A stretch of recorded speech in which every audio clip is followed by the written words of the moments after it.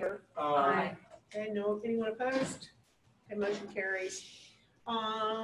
Ms. Daskell, would you please read the certification? I will.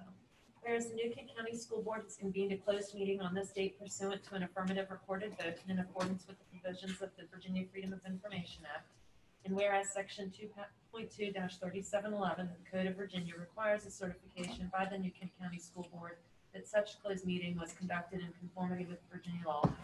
Now therefore be it resolved that the New Kent County School Board hereby certifies, to the best of each member's knowledge, only public business matters lawfully exempted from open meeting requirement by Virginia law were discussed in closed meeting to which the certification resolution applies, and only such public business matters as were identified in the motion convening the closed meeting were heard, discussed, or considered by the New Kent County School Board.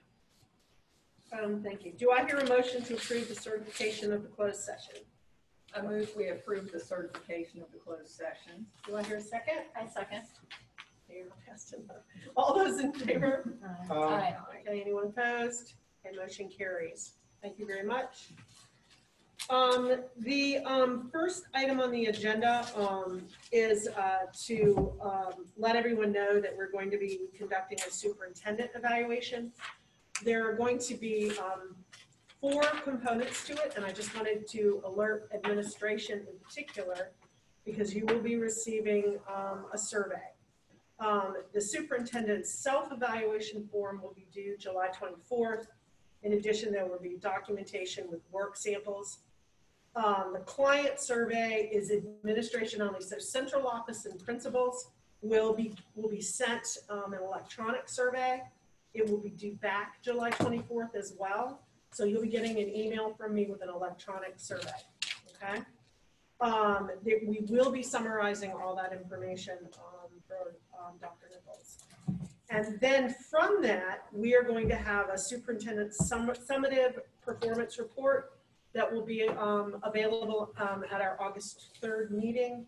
And that guides us towards superintendent's annual goals for the coming year, which I know will be particularly challenging given the fact that we have so many unknowns for the coming year. Are there any questions about the superintendent evaluation? If at any time you have questions after you receive the survey, please let me know, and we'll be glad to talk with you about that. Okay. Board members, any questions at all? Okay.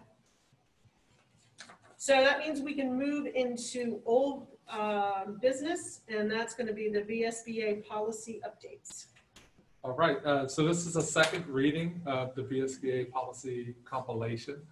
So our division leadership team has gone through those policies again.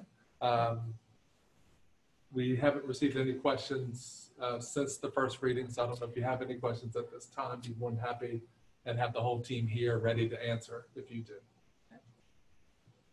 Board members, questions regarding the Vsba policy updates? Anyone? I have no questions. Okay, no questions. It'll come before you for approval later on in the work session. Got it. Okay. And now what we've all been waiting for, we want to talk about return to learn.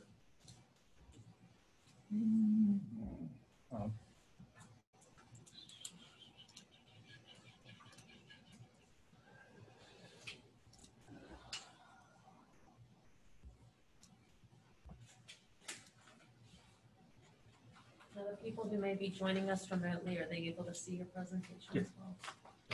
And we will, at the conclusion of this meeting also, or by tomorrow, post the presentation so that we have it for everybody to see as well. So first I want to thank everybody that's been working on this plan. We've been working on this plan pretty much since we had the initial closure and we started looking at what fall could be. The guidance continues to shift. Just last week, we got new guidance from the VDOE. So as it shifts, our plan to return shifts as well. So I want to provide, and Dr. Bishop's really been leading this work for us. So kind of have him go through the agenda. Yeah. So we're just going to look at the phases of reopening for phase 1, 2, and 3, and then eventually out of phase 3. looking at all the summer programs that Dr. Pollard has really led that work, and then go through some information for reopening schools, which are principles that lead our work, looking at the levels of risk, just the complexity of this work. I know that as Dr. Nichols had stated, we have things that come aboard, weekly and daily, and we're trying to understand how this all works together. We also need to look at our current school capacity, as we are, some of our schools are overcrowded. As we're entering phase 3, look at that and all these things, including internet access survey, how our community is able to access the survey, and then our community survey feedback, which is included in this. And we also have, not to forget, our staff survey is out, and we're in the midst of that, and we'll be providing that information to the board as well as soon as we feel that we're good with the number of results that have come back to us, and then look at our reopening options and of course the timeline for our decisions.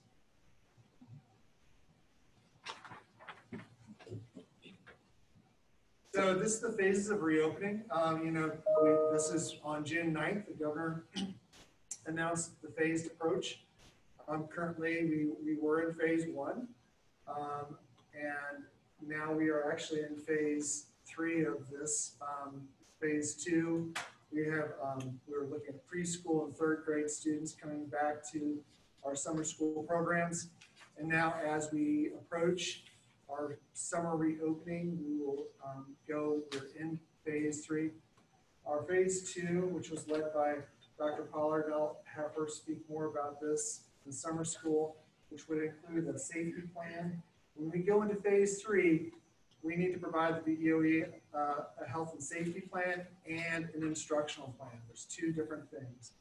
But phase 2 is more of a safety plan. And I think it's important to note, especially recent comments last week from the state office, that we're in phase 3 currently, but we could go backwards into phase 2. So we have to build a plan that's nimble enough that if we move forwards or backwards, we're able to accommodate that with minimal disruption to our families. So you'll see that as we go through. We'd love to get to beyond phase 3, where we can operate under the new normal. We have not seen what that looks like. As they roll out a new phase, we get the guidance on what that looks like.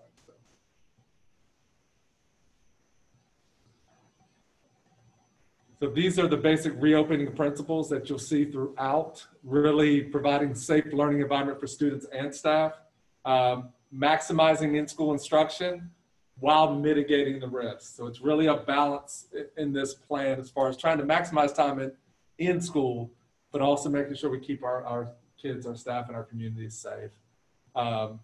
Making sure that all of our kids receive the instruction that they need, also supporting our staff with professional learning, both in the classroom, but also the virtual component as well. We learned a lot of lessons, and that's one of the questions we have on our staff survey about the lessons they learned during the initial closure and how virtual school went.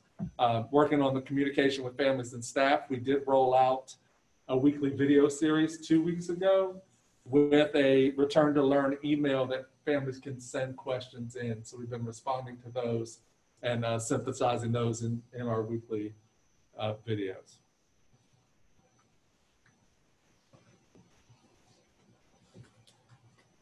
Our current, the CDC guiding principles for risk, we look at the lowest risk all the way to the highest. Of course, lowest risk when we have our students and teachers engaged in only virtual only classes, they stay at home. That is, in fact, lowest risk. As you increase your risk with anything, now you have moderate risk where you have small in-person classes, which would be a staggered schedule, including 6 feet of social distancing, looking at no sharing of objects, which would be that hybrid program. So you hybrid with a virtual and then in-person class structures or a staggered schedule. That would be a rotating schedule with smaller classes.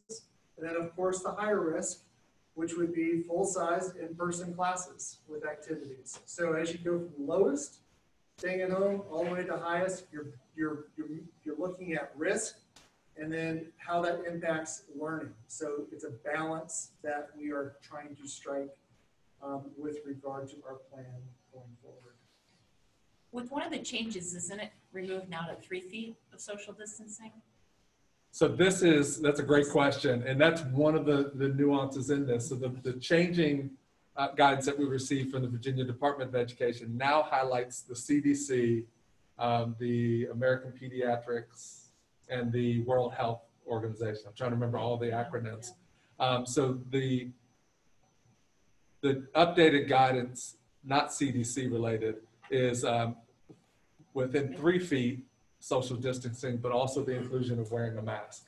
So when you come within that piece, that's the American Pediatrics piece, and that is in the new guidance that the VDOE has rolled out as well.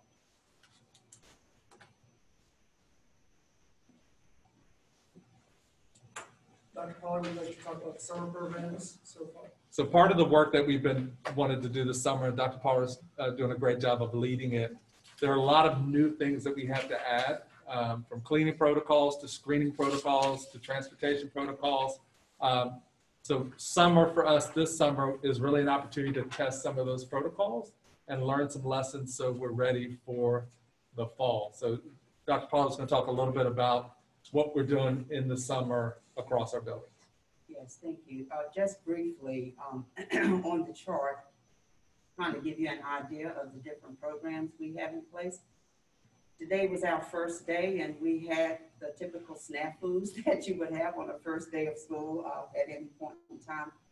But this is under phase 2. We were always able to have extended school year and middle school and elementary school reading camps.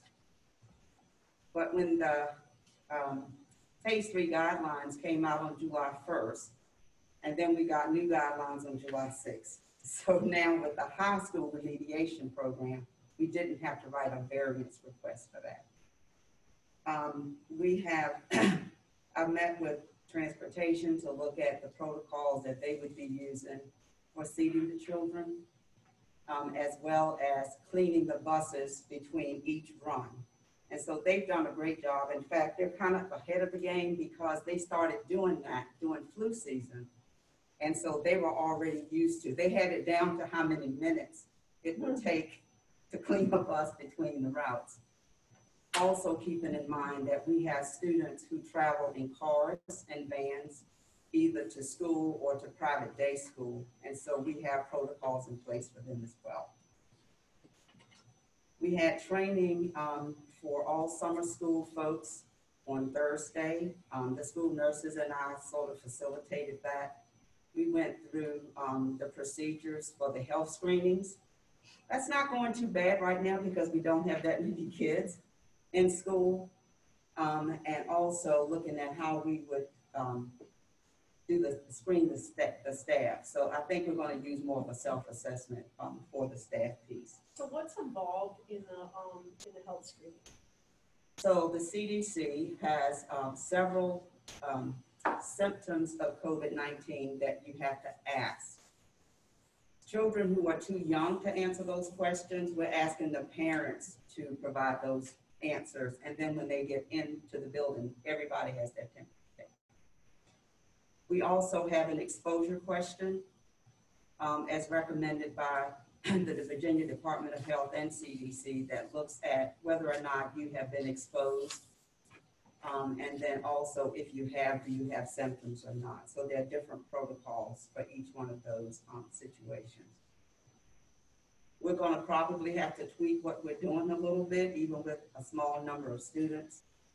In the school, I talked to one of the principals this morning and he said, this went fairly well for the 35 kids that we have in the building right now, but it's gonna look differently when school opens, and we may have to get a little bit more maybe help from the parents to maybe do some of these screenings before the kids get on the buses.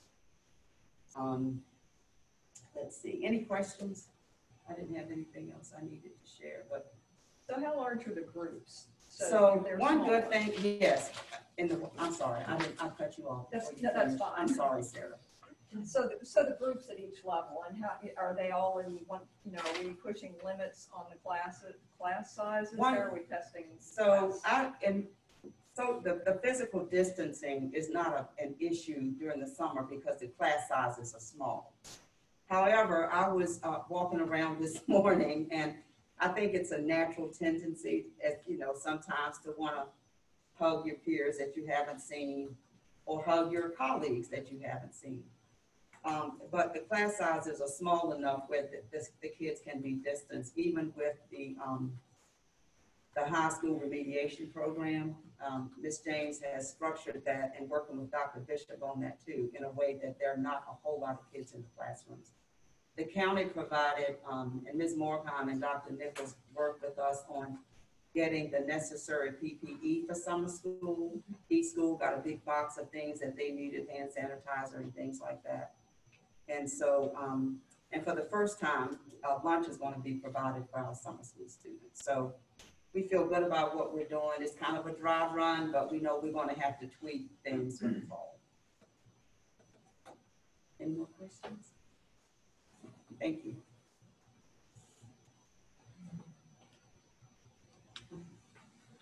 We won't go through all these bubbles, but as we were working on the presentation, we just started to think about, okay, what is a challenge that we've occurred in putting this plan together? And you can see they're numerous. And every time we pull on one, it grabs another one. So you heard about shared supplies. So kids having individual supplies. Well, there's a new cleaning protocol we have to have with those. Substitutes, we'll talk a little bit about that in a minute. Our regional programs, you know that our high school students attend several regional programs. Maggie Walk and Code RV, not as much of an issue because kids are there full time, but Bridging Communities and Chesapeake Bay, we have to navigate those schedules. So we'll be hand scheduling kids for those pieces, looking at contingencies for school closure down to, every day there's a new question that comes into our office. What about playground equipment? Yep, got to get a program for playground equipment. And going through all of those different pieces, working on attendance policies, custodial staffing, building capacity, and so forth.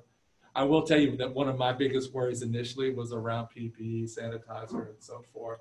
The county has been, and Chief Opet specifically, has been such a great partner, he and his team, on making sure that we have the supplies we need. So whether it's masks or sanitizer or so forth, they've just been fantastic to work with and making sure that we have supplies. So just there are a lot of different nuances to this plan, and just wanted to kind of highlight the high level, the complexity that's there. But we'll dive into a couple of the pieces. Go ahead, Leslie, you get that. And this PowerPoint will be available online. Correct. So I mean, because that's really kind of hard to see, but that idea of all the different things you have to think about would be good if somebody pulled it up on their computer. Mm-hmm. Absolutely. Yeah. We just sort of wanted to visually display all the different components that were associated with it. No surprise, Ms. Morheim has been looking at the financial implications of that. So get her to talk a little bit about that piece. And as you know, we did have to cut our budget about $1.4 million due to COVID, related to both state and county financing. So we are expecting additional costs related to this. Sure, and when you look at the complexities, obviously you can see how one of those things could drastically shift, the cost of this. Let's start with a little bit of good news, just because there's not always that. We are receiving some good information on our state sales tax figures have actually been coming through fairly stable, which is good for our current year. And the state of the economy and just some of those things that we see are really helping us be in a better place. We have twice a month calls with regional finance directors, and there are a lot of divisions struggling. And we are fairly, doing okay compared to most. So one thing that we've seen a lot of organizations such as Vsba and Superintendent Association are estimating about 5% of operating budget for the cost of COVID-19. For us, that would be $1.8 million, or approximately $540 a student. When we first shut down, I remember being on a call where the estimate was about $375 per student. So obviously it's growing as we're learning more about the things that we'll need to do. I will note that currently we have $483,141 dedicated in CARES Act funding. About half of that is for Schools CARES Act. And we're so grateful for the county for providing us the opportunity to apply for a portion of their CARES Act funding as well. So I just wanted to kind of point that out. Those things at the bottom are really items that we're looking at now that really could, you know, sway us one way or the other in the financial realm. So something definitely that we'll bring back to you as the plan comes together and the guidelines shift. So at some point, the board will get the cost estimate breakdown on all those things. Yes, as we move towards a plan. Right, once we Yes. determine. And I think Okay. it will need to be ongoing, Dr. Harding, throughout the year. Yeah. You know, we've brought transfers to you for different things that we've already done. I think that even when we have our plan, and if we're being honest, I think we will then see additional shifts come through depending on things that happen, if that makes sense. So where do we anticipate potentially this 1.8 million coming from? Obviously, you said the 400,000 from the CARES Act. Yep. But where do we anticipate the other money coming from? Great question. So our next opportunity is to apply for round 2 of CARES Act funding through the county, which there's a little bit of money that we can go after there, and working through that with them. We're also very hopeful that we'll start to see some grants come through, specifically around childcare and different technology items, things like that. And we'll go after all of those. And then, of course, we will be coming to you with our year-end transfer in October to shift some funds for some, you know, more specific things at that time that we know. Yeah. The state has allocated some of their CARES Act funding towards grants for school divisions, and it's in a lot of those buckets that you see up there. We are supposed to get detail mid-July, which we're almost there. So I'm expecting this week in the superintendent's memo, the beginnings of that grant process. Okay, and that means though that you have to take central office staff that are busy doing other things to actually write the grants. Correct. And here's the interesting thing. So even though we're a smaller school division, it takes the same amount of time to fill out a grant that it does Fairfax or a giant school division as a whole team. So Mr. Miller and I have that conversation all the time about federal grants. It takes us just as long to write a Title I grant, just with the existing staff we have. So that's not calculated in here, the time, energy, and effort of our employees to work through these pieces. Some of those contracted services could be, we have cleaning supplies, but also could be our SSC custodial services team. Lots of areas that the contracted services could be impacted. Could you give an example of how the child care piece is a school cost? So one of the things that we're looking at, and we, speaking of great partners, so Parks and Rec met with Kim Turner and her team today to start to look at if we were to go in a hybrid plan, there would be daycare needs for our employees and potentially for the community as well. So is there an opportunity for us to offset that for our employees as a retention piece? One of the bubbles that we're pulling on is we need to keep our employees. So could there be a cost there? We've seen the beginning of some grants around childcare, specifically for employees, but that could be an opportunity for us, making sure we're doing everything possible to. You say specifically for employees, but not so much with the community grants? Well, I think the first priority would be for our employees, and then it would, with space and resources available, making sure that we have our workforce here, and then looking at that other piece as well. I mean, I can speak to the anxiety of childcare in the community, since we have a childcare facility, is that the unfortunate part right now is, as of September, I would say that probably 100% of the childcare facilities in New Kent County are completely full. And they have waiting lists.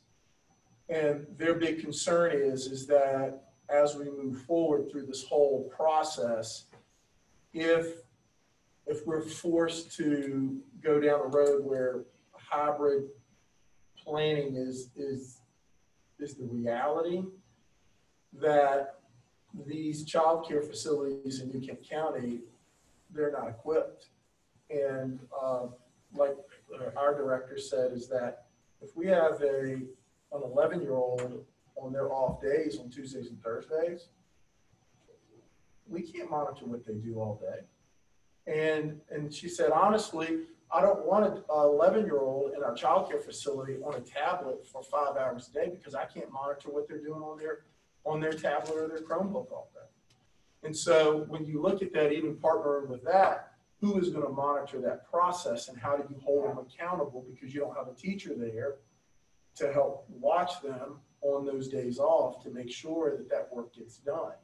And so when you look at, this goes back to the financial piece, one of the things you have to potentially look at is that we might have to hire in that care piece paraprofessionals if Parks and Rec is one of the, to help those students on those off days if they are in full-time childcare from 7:30 in the morning till 4 in the afternoon because they're not equipped to do it. They don't have the skills to do it. And then the accountability piece of it. So we need to think through that process and how that, what that cost is going to be financially to the county. Well, and that cost and who's accountable for that cost? Like, is that the county? Is that the school responsible for that? I mean, I think that's something we have to think about. Yeah, You're absolutely right. It's additional expense. And it could be a huge expense if you're saying under our hybrid plan, 2 days a week, they're not going to school. Right. So what is a 9-year-old going to do 2 days a week with a Chromebook? They got to go somewhere. Right. And being at home is not an option. Mm-hmm. Well, and this also speaks to it as well with the Families First Act and the Emergency Sick Leave Act, and there are certain criteria that if they do not have somewhere to go, as you're saying, that our employees then would have some additional rights coming their way, and so at 2/3 pay, and for up to 12 weeks for 2/3 pay in a situation where we didn't have enough daycare. And so we have to walk them through individual steps in a case-by-case situation to see what is also available. So, and That's also supply a substitute while they're with That's their correct. child. Because you're taking them away Yes. even on the off days if they're doing virtual learning, because if they have to provide childcare for their for their children during that process. And I think somewhere right now, 56% of our employees live in the county. So we have about half and half that are out. So it's really looking at our partner school divisions, you know, Hanover, Henrico, WJC, Williamsburg, James City. What they're doing. What are they doing? Because that's going to impact our employees on the daycare side of things too, potentially. If they're not in school full-time. Correct. Yeah. So if you have this school, Hanover on this schedule, and then Henrico's on a different one, and if you have these 4 different schedules and you have employees coming from each one, that creates complicated issues around daycare and coverage as well. So childcare is a multifaceted piece of this.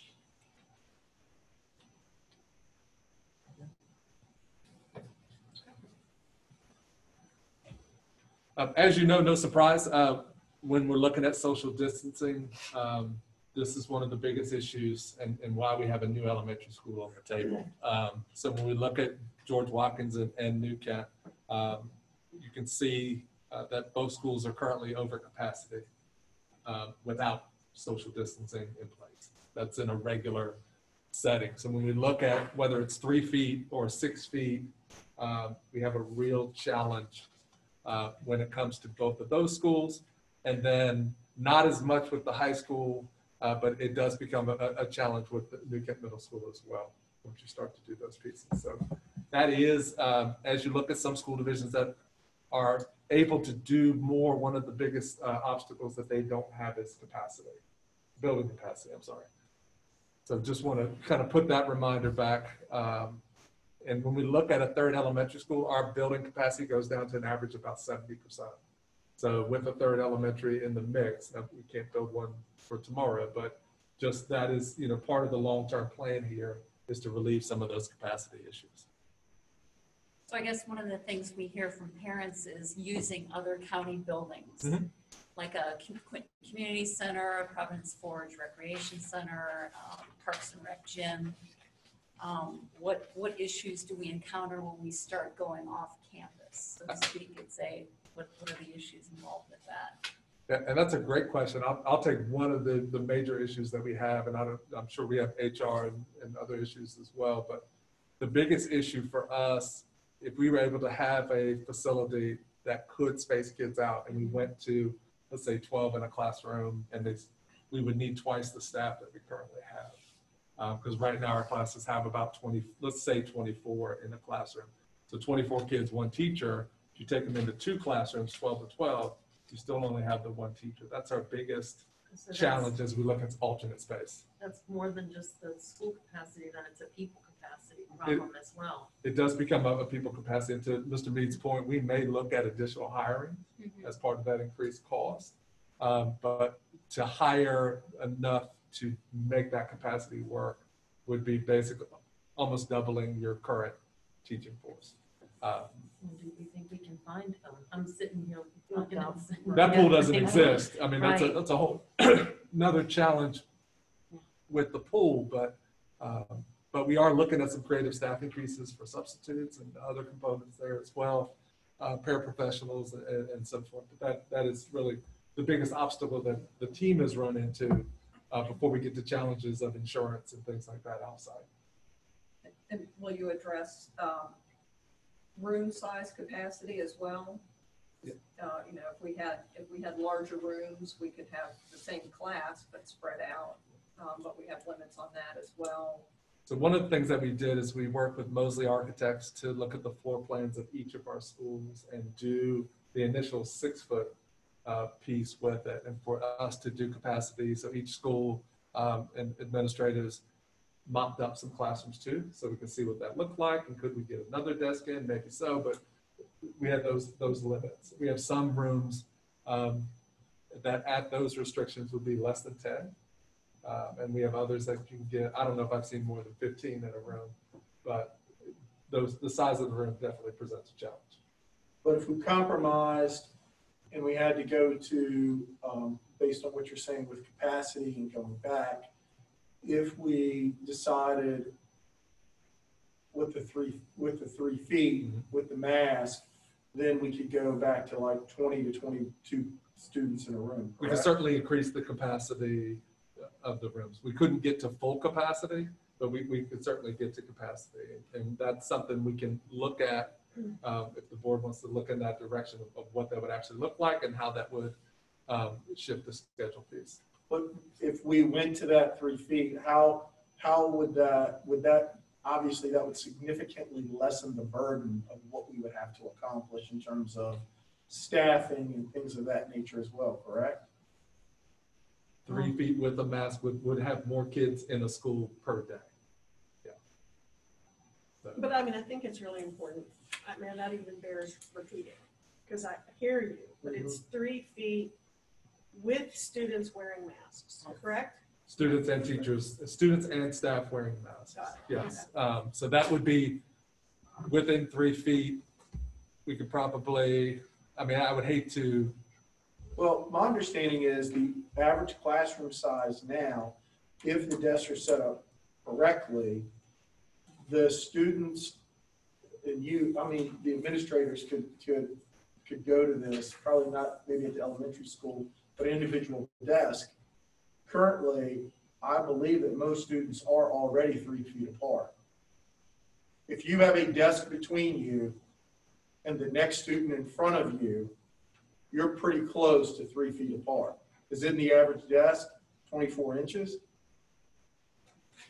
I defer to. I don't know. I'm not sure. Well, that's what I'm saying. If they typically cannot reach in front of them, they would be pretty close to 3 feet apart under the current.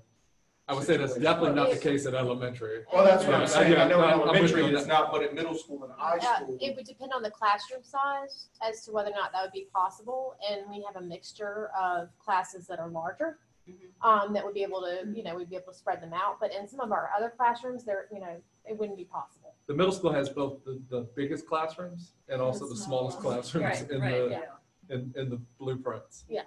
So Yeah. That's But a- it does get us, bad. I mean, it's a lot closer than 6 feet. I mean, it does get us closer in that. Well, and some of the, like the elementary schools, some of them don't even use desks, they use tables. Right, that's what I was saying, is that's probably not Which is realistic. a furniture problem. Yeah, in the Right. elementary school Yeah. level. And also the interaction and keeping their masks on that close and the increase in the liability of that situation of trying to keep those masks, keep them socially distant. Just an interesting aside, there's a school division that only has tables, and they're now in need of desks. So one of the things that they asked us about, we're renting or buying some of our desks. So we, Are we gonna see sample classroom layouts? in the we do have a presentation? classroom Okay. layout in here, just so you can do visual on that, and then also a bus overhead. So a couple things that, if you remember back to the principles, we're going to look at the surveys that were put out. And so one of the principles that we're looking at is capacity of internet within the division, as well as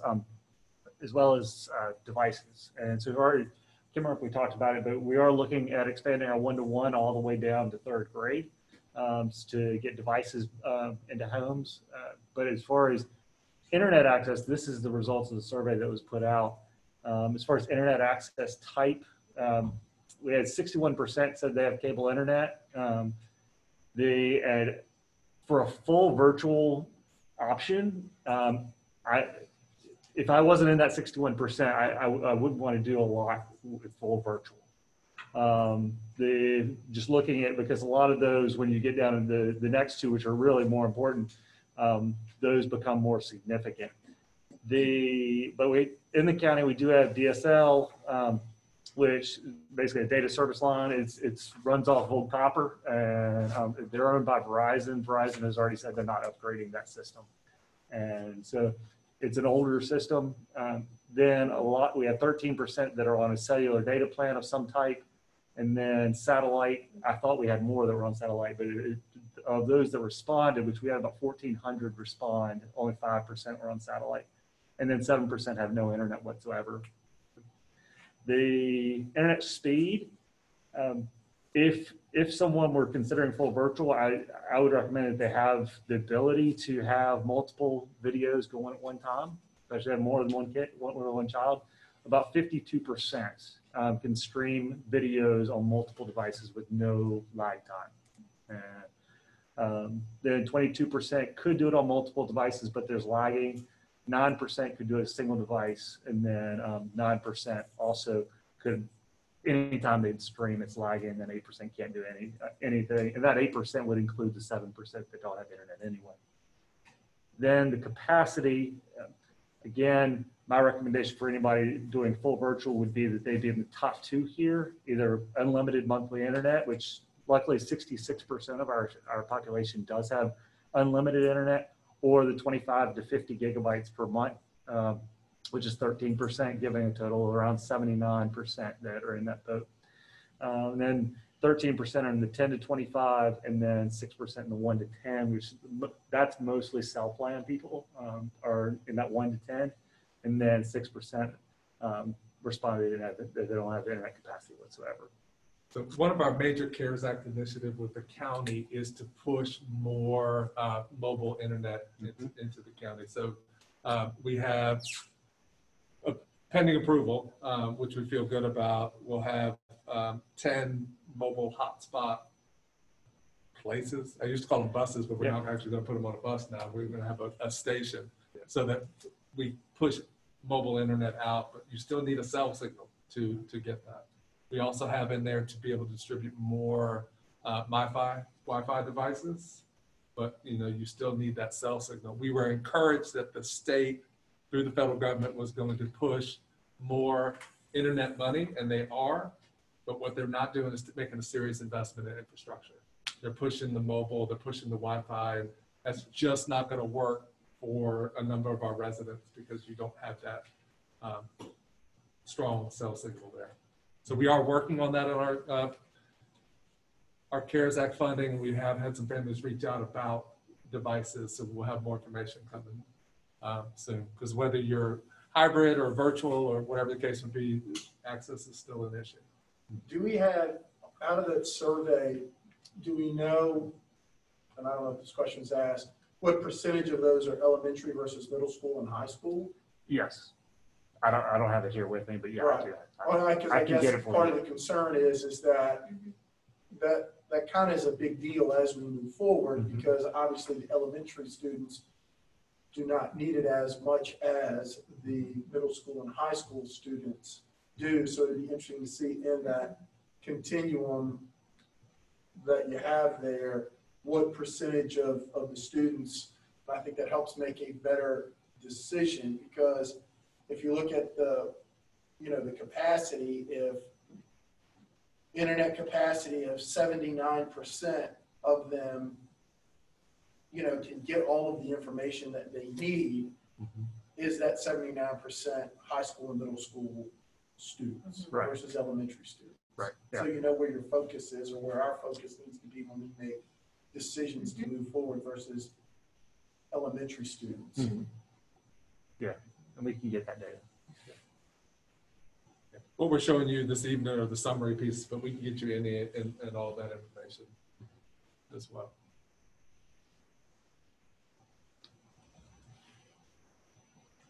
So the next survey that we put forward was an initial community survey. So we do have additional surveys planned.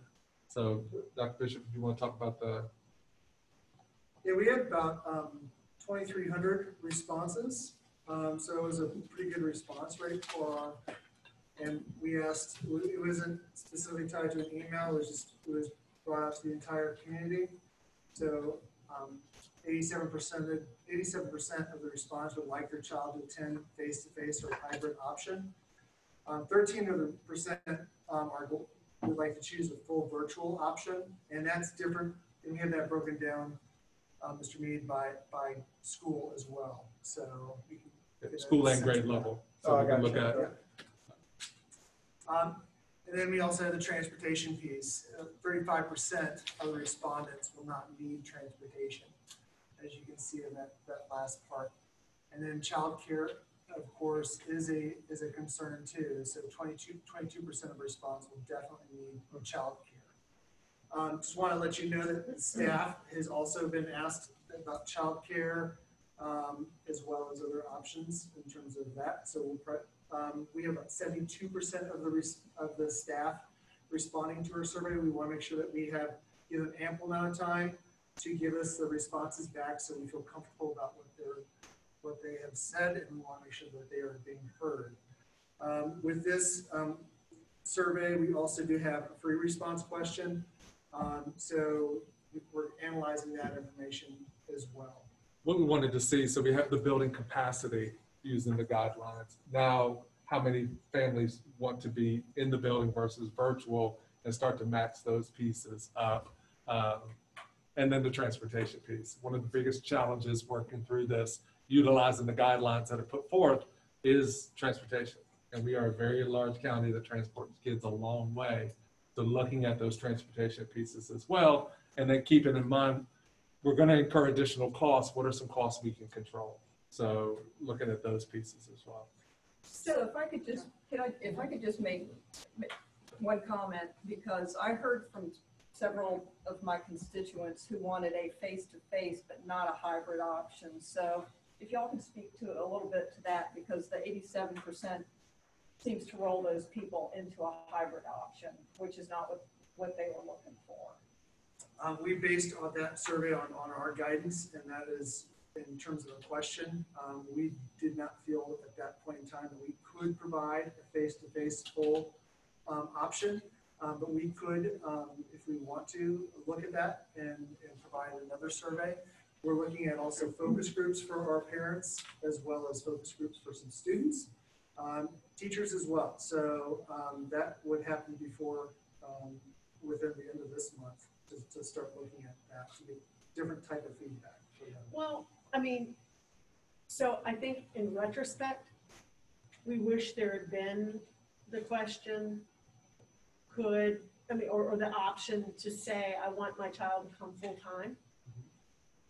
On the other hand, if you already knew that we had a capacity issue in terms of hiring teachers and having the physical space, and you knew that it was essentially impossible to offer 5-day-a-week full-time, then we could understand why you left it out. I mean, we can look at that both ways, And right? really what we could have done is done a disclaimer based on the guidance and things that Yeah. we would love to come, 5 days, and that's, That's what we all want. we want to be back. Right. I mean, that is what we want to be, And what does it take? knowing what we Yes, know. And exactly. so I think we could have, that middle piece in there, I been mean, able to.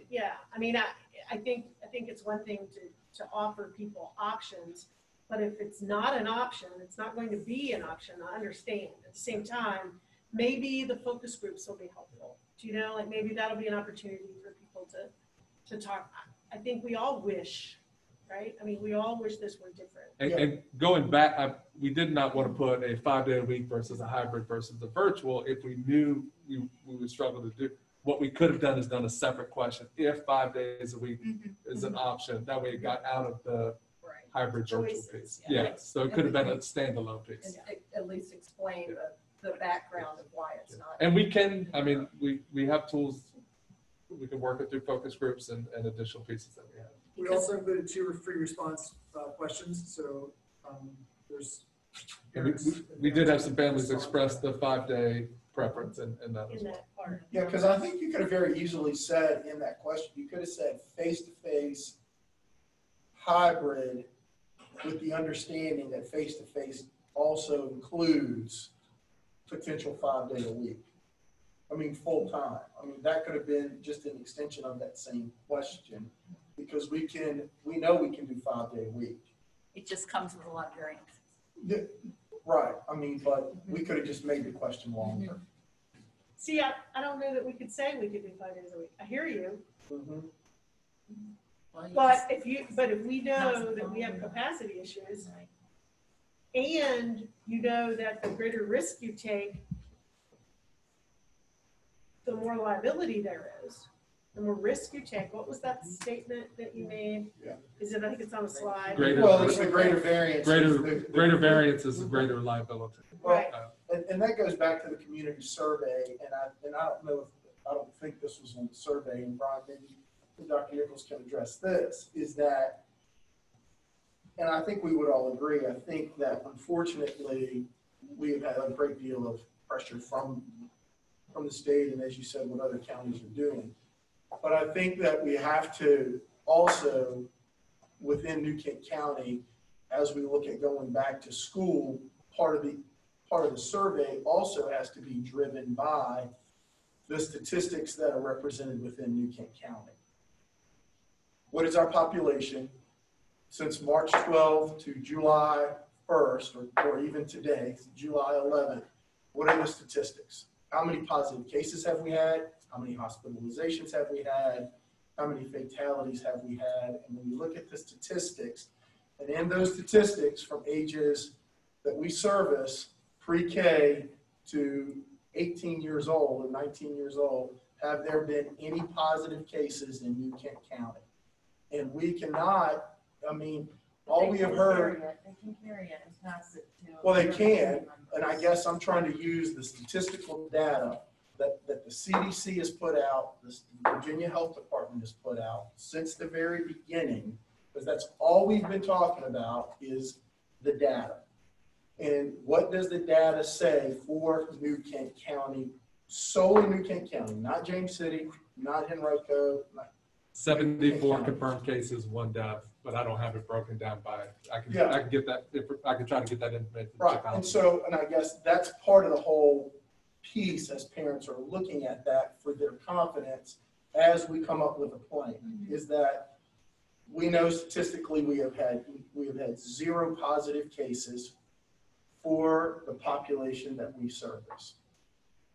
From pre-K to 18 years old, there have been no positive cases in New Kent County. And so to reassure the parents that as we make these decisions, those numbers are a big deal. And so as we make decisions, we can't play what if. What if we have a positive case? What if we have this? What if? if we lived in that world of what ifs every single day, none of us would get in our car and come to work, because I can tell you there have been more than 74 accidents in New Kent County since March the 12th to July the 11th.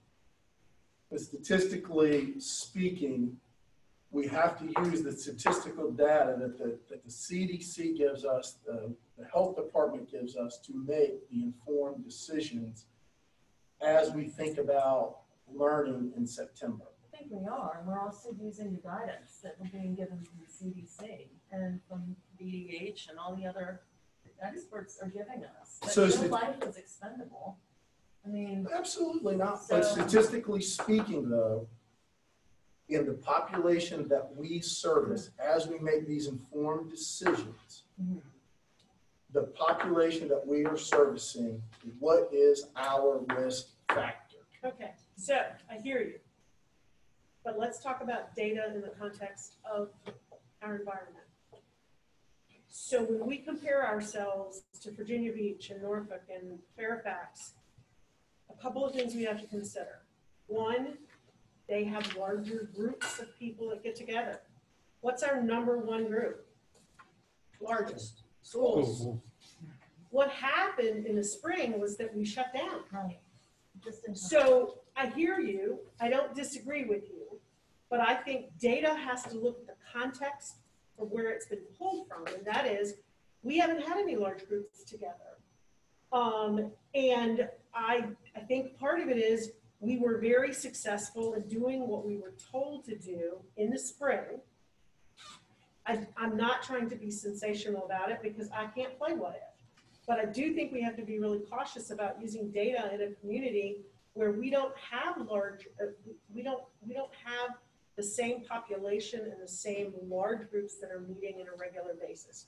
I'd feel better if we had those lower numbers and we've been open in the spring. Then I could have said, wow, okay, we're magic. We don't have any COVID kids here. Well, we can't roll the dice. I mean, we have to make informed decisions based on guidance. So we can't just say, well, we've been really lucky this far and, you know, we don't really think that we're gonna have this problem because kids are small and they haven't had that great of cases. I mean, there's some summer camps around the country that have been closed. That have sent kids home with 80+ cases at the summer camp. And I would not deny any of that. I guess again, I'm looking at, use Virginia Beach, and I call it a statistical number. We could use Henrico County. But based on our population, and I think also as we analyze the data, we have to look at the petri dish that has occurred over the last, we'll just use the last 5 weeks. And what I mean by petri dish is, what are the students that we service, what have they been doing for the last 5 weeks? This is what we know. Anybody, back to our conversation earlier, that have been doing travel ball, they've been doing travel tournaments for the last 5 weeks. They've been going in and out of our county. They've been going in and out of the state. And so those are the people we need to talk to. Is that how have we've got 14 or 15 kids in a dugout. We've got coaches. We've got softball tournaments. We've got all of these things. Have any of our students in the community in the last 5 weeks that have engaged in those activities, which would, by our standards of big groups, have they fallen in a category in the last 5 weeks that would have any of those students tested positive in our community that have been a petri dish? Well, first you have to ask, have any of them been tested? Well, the only reason they're going to be tested is if they show symptoms. Right. Or if they've been exposed to somebody who tested positive. Oh yeah, and so the symptoms. I can speak for the petri dish in our community of a daycare center. You know, our daycare center went from 120 kids from 0 to age 12 in March down to 26 kids in 3 weeks because of COVID. We never closed. And now we are back to almost 90 students. And we follow the guidelines of 1-to-10 ratio and all of that kind of stuff for our daycare center. And So you talk about the ultimate petri dish of 100 kids coming from 90 kids coming from 90 different families from all over the community. And so we've used that as a guideline because we followed all of that. And we've had no positive cases with our 0 to 12, with our students or with our staff. And so I think as we analyze the data, and I'm just talking strictly within our community, I think we have to use that type of petri dish, whether it's travel ball or whether it's this, to determine what is our risk as we send, when we make these decisions to send these students back to school in New Kent County, and you look at the variances and liability issues, what is our risk statistically that we are opening up the door versus our students? And the CDC. Well, what's the likelihood that we can have all our classrooms outside? Because outside is supposed to be better. So being that we go to school in winter months, and that's not really the thing that we're able to do. I mean, I'll go back to the daycare centers. I mean, every daycare center is inside full time. But in they're New Kent operating, County. they are operating within the guidelines. 1 to 10, and now it's up to 1 to 22 for elementary students for our summer camp. So we're doing the same thing You've got there. the social distance down pat, where you're able to maintain that social distance between the kids. Absolutely not. It's not going to happen. It's not a realistic expectation to think. So if a child dies, and I'm just saying, I would hate for that to happen, but if it were to happen, are you comfortable with the fact that you wouldn't face any litigation? Then how would that feel? My question to you is though. Or their family member, what if it's not them? What if it's little Johnny is friends with little Peter, and Johnny has it, and Peter lives with his grandmother, and now Peter's got it, and he's taken it home and passed it to his grandmother, and his grandmother dies. Now this child they've all gotten tested now, because if you come in direct contact with the person that's tested positive and shows symptoms, so they traced it back to little Peter, and he was the one that gave it to his grandmother. And now they've tested all the other children, and now they figured out that Johnny was the one that got it, because we do that in healthcare. Absolutely. Then they're saying, well, did you keep the kids socially distant? Were they masked? Do you have any responsibility for that? My question is though, statistically speaking, the population, you got to go back to the numbers. I agree with you, but statistically speaking, we've got to be able to use the data that we have to make these informed decisions when we go back to school. And that's all I'm saying, is that we have to use the data that we have available to us within our school district. And based on the data that we have, New Kent County fares very, very well compared to the other communities. But why? Why are we doing better? Well, and we haven't brought back some of our people that aren't in our community here too. So with the data to think about that as well. And we can't, we're resilient, we make it work, and we want everyone to be safe.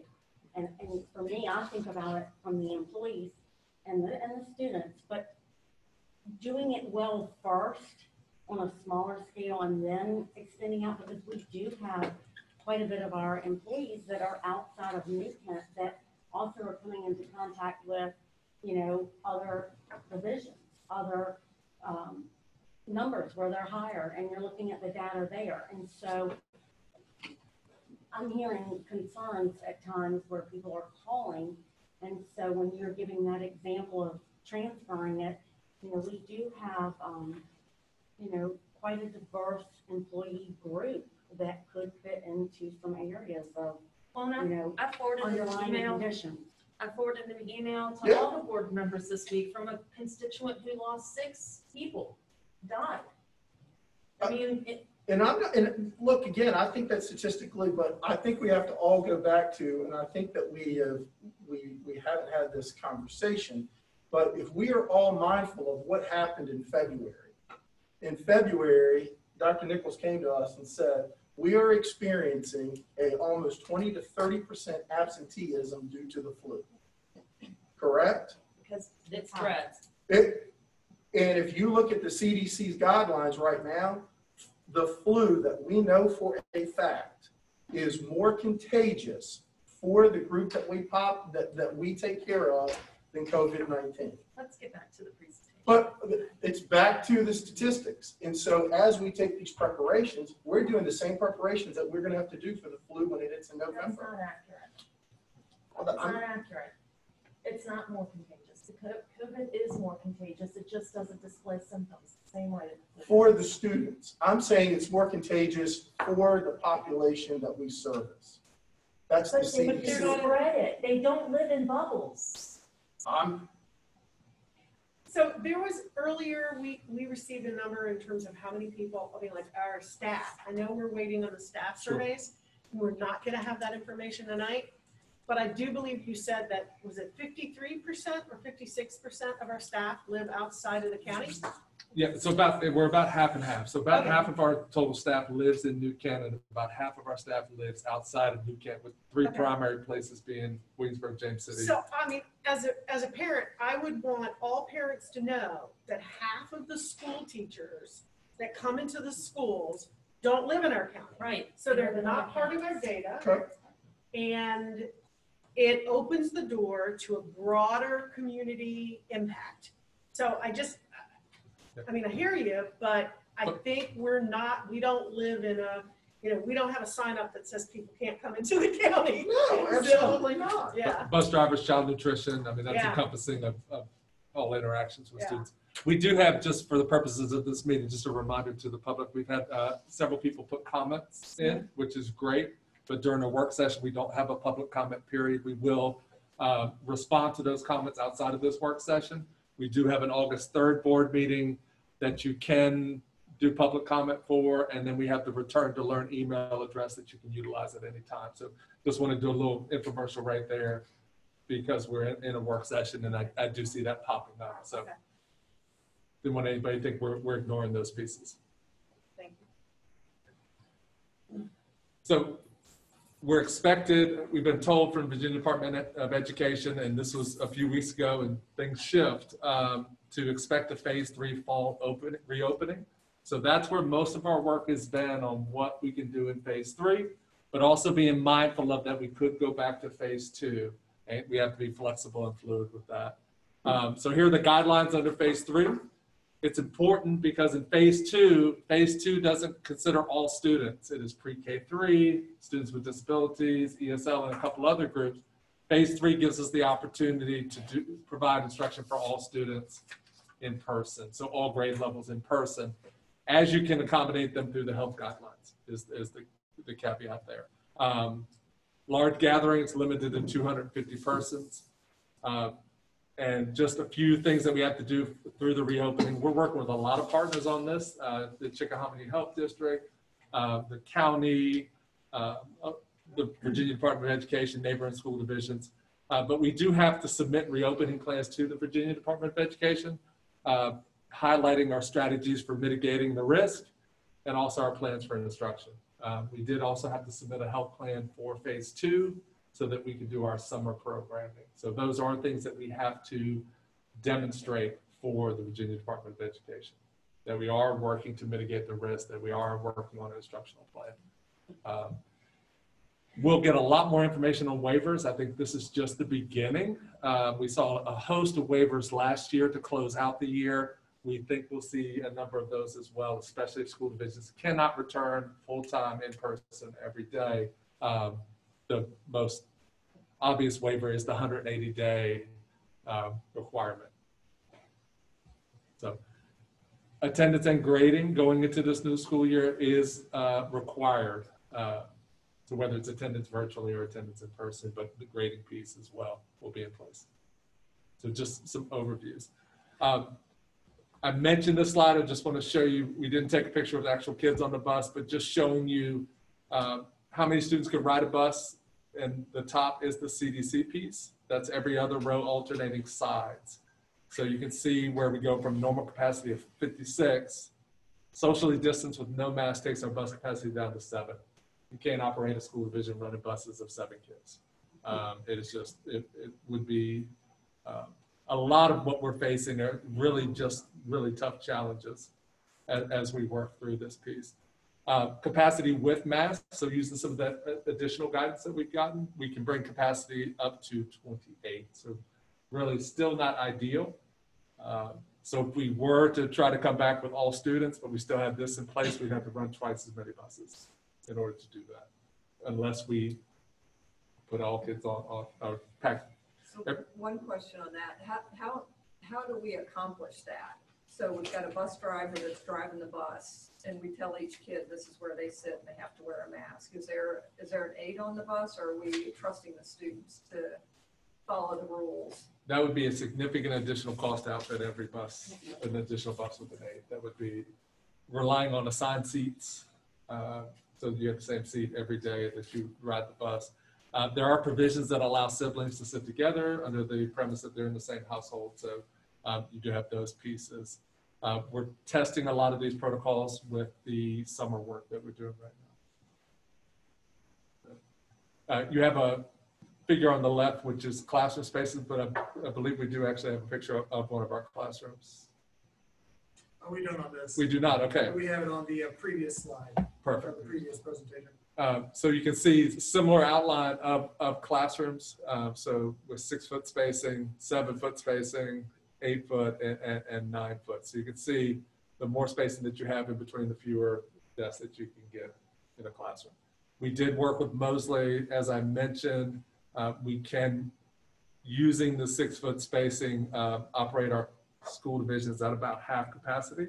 Requires some intensive scheduling at the middle school level and also at the high school level, and utilizing additional spaces within the building to maximize the space. So those are two more limitations when you take those CDC guidelines and apply them to things we do every day. It makes it incredibly difficult. All right, so what we want to do now is take you through a review of plans. So a hybrid where school is provided in classroom and at home on an alternating schedule. Virtual, where school is provided at home only. And then all students return, where all students return without a change to schedule. So we have highlighted some of the benefits, some of the risks, mitigation, and so forth with each of them. And then we have recommendations. So our hybrid approach is splitting the students into two different cohorts, one going on one day and one cohort going on another day, where delivery of instruction is both face-to-face, and on the other day, where the 50% of the other cohort is at home, those students will receive instruction provided to them from that day at school. So students would work at 50% at home and 50% of the time during the face-to-face instruction with the teacher. Class size obviously would be smaller, from 11 to 15 students per class, depending on the size of the classroom. So with that, you could have social distancing. We've experimented in some classrooms at the elementary and the middle school in terms of how we can utilize desks and make sure that the students will be adequately spaced. And those times when they are not 6 feet, we recommend that they wear masks. With daily health screenings, which we're using at the summer school programs, again, with reduced capacity in the buses. And then with no assemblies and class meetings and things like that. We would not do that, and limited athletics where we're doing conditioning only. So that's the hybrid plan.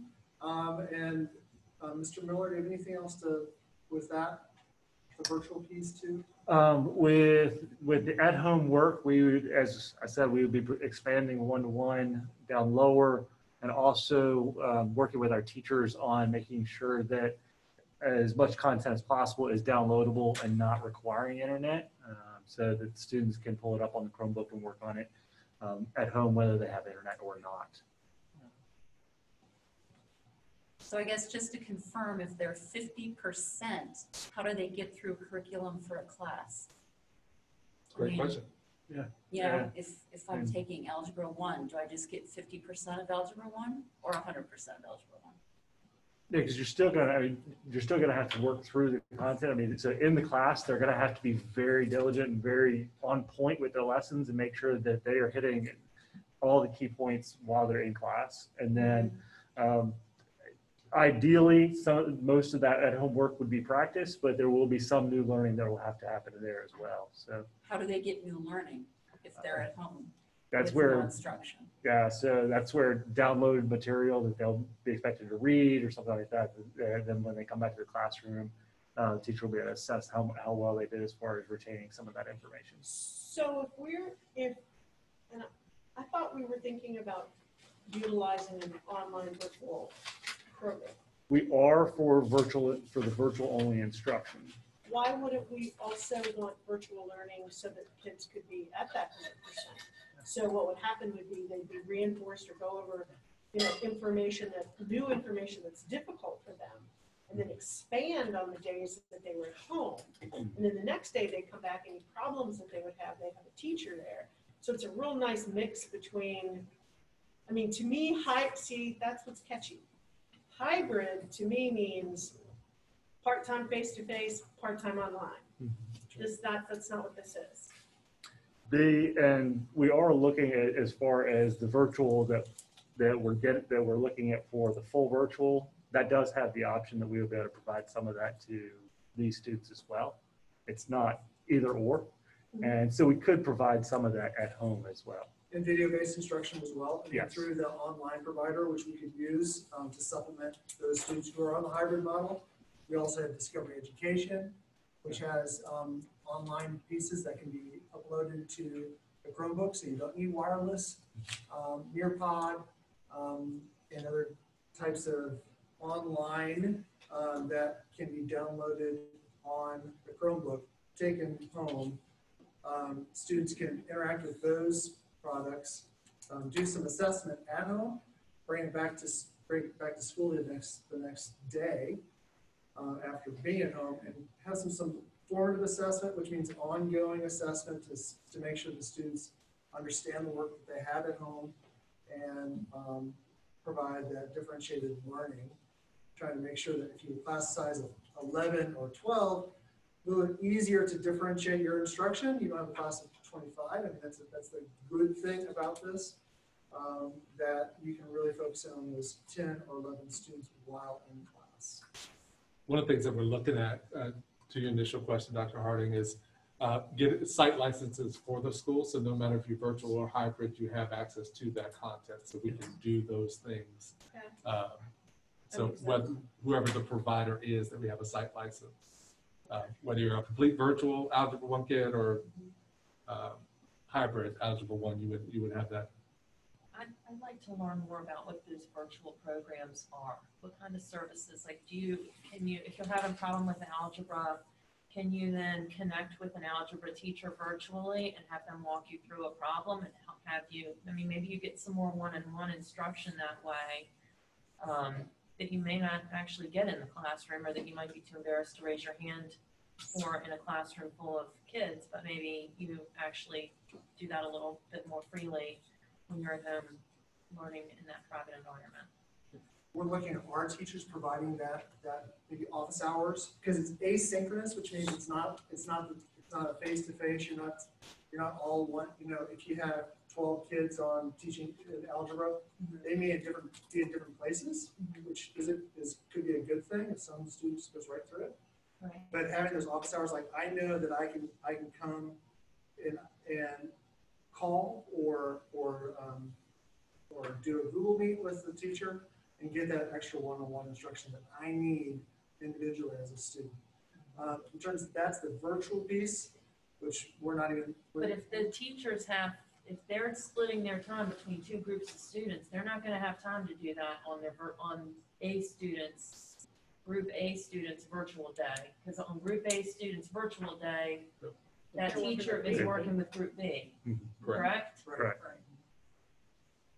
So, But we're looking at, depending on the number of students that are taking the virtual program, in terms of just the solid virtual, we could that as an extra class period, where that teacher could actually just work with that group of students. So that's a whole scheduling thing right now as we go through this process.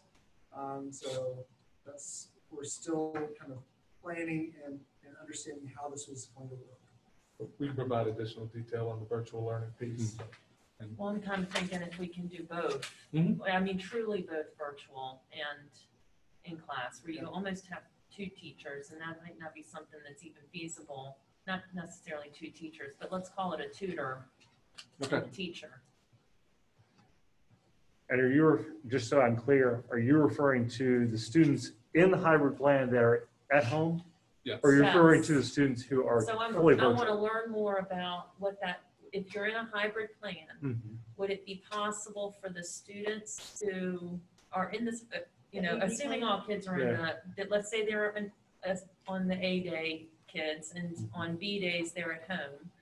So on those B days that they're at home, where their teacher is now teaching those other children that are the B group students, could we get them some virtual support that is a real human being that would be more like, let's not call it a teacher, more like a tutor, but somebody that we're paying, like paid support services for students that need it. Yep, we can investigate that. And that should help address the concern that folks had that, our teachers are teaching in a classroom, they can't be supporting the students at the same time, so the students aren't getting the full experience that they need.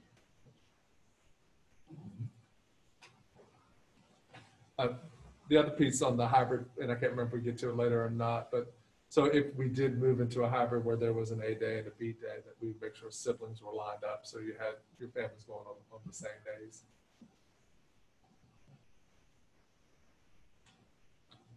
So just want to highlight a couple of ways this could look. So you have cohort A and you have cohort B. This is an alternating schedule. So basically you go every other day. You want to explain the Friday piece? Yeah, sure. So, like a cohort A child would be in school Monday and Wednesday, and at home work Tuesday, Thursday, and that'd be the full, like, every week. And cohort B would be working from home Monday, Wednesday, and in school Tuesday, Thursday, every week. Then every other Friday, every Friday would switch.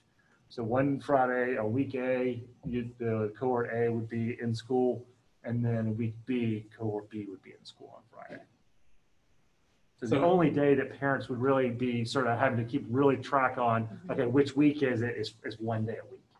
We talked about buying flags and putting up an A day and a B day, because there's just, so much to all that. So the con on this is there is that one day that you have to keep track of. The pro on this, when you look at the next model, is it gets you an additional day a week of kids in session. There are a lot of models out there that you see. We'll go to the next one for me. So this is another model that a number of school divisions are looking at.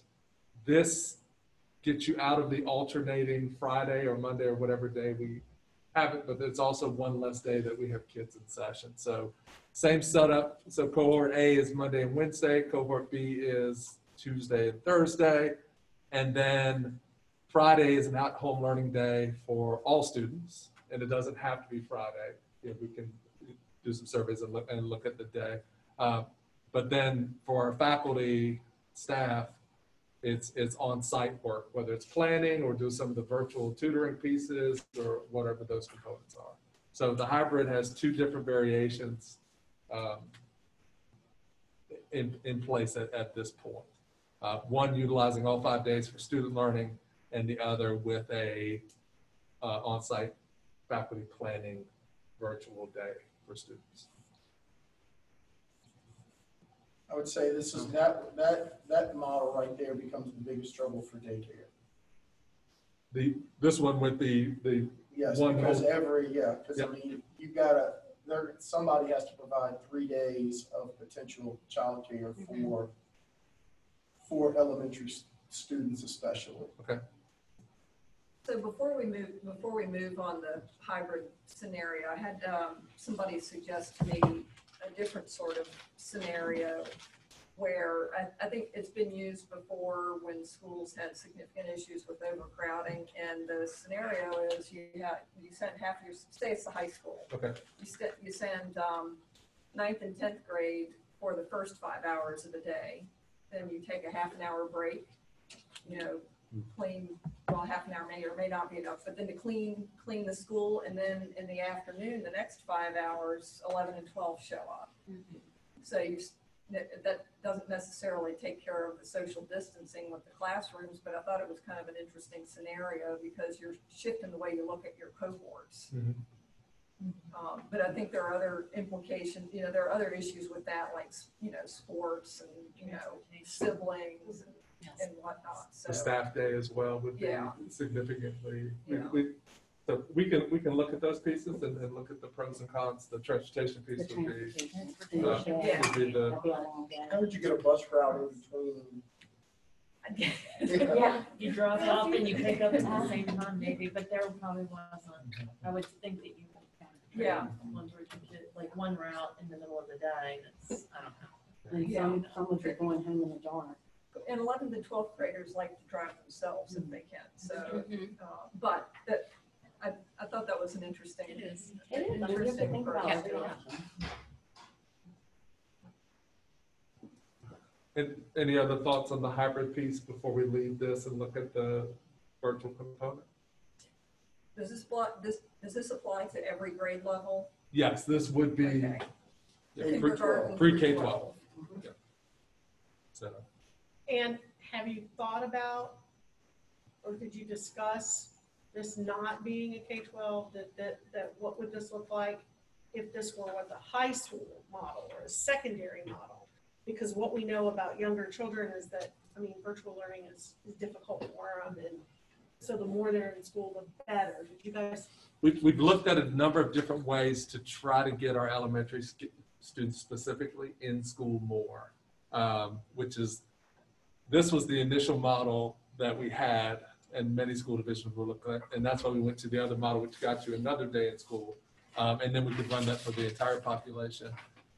The piece that we keep running up against with having more kids, more elementary age students back in space, and if we were to take over, let's say, the high school space that we're in now, and fill it with elementary kids and just space it out, we have a significant staffing problem, because we don't have enough elementary certified teachers to break our classes into groups of 12. And even if money was unlimited, the pool is not out there to basically double our elementary staff.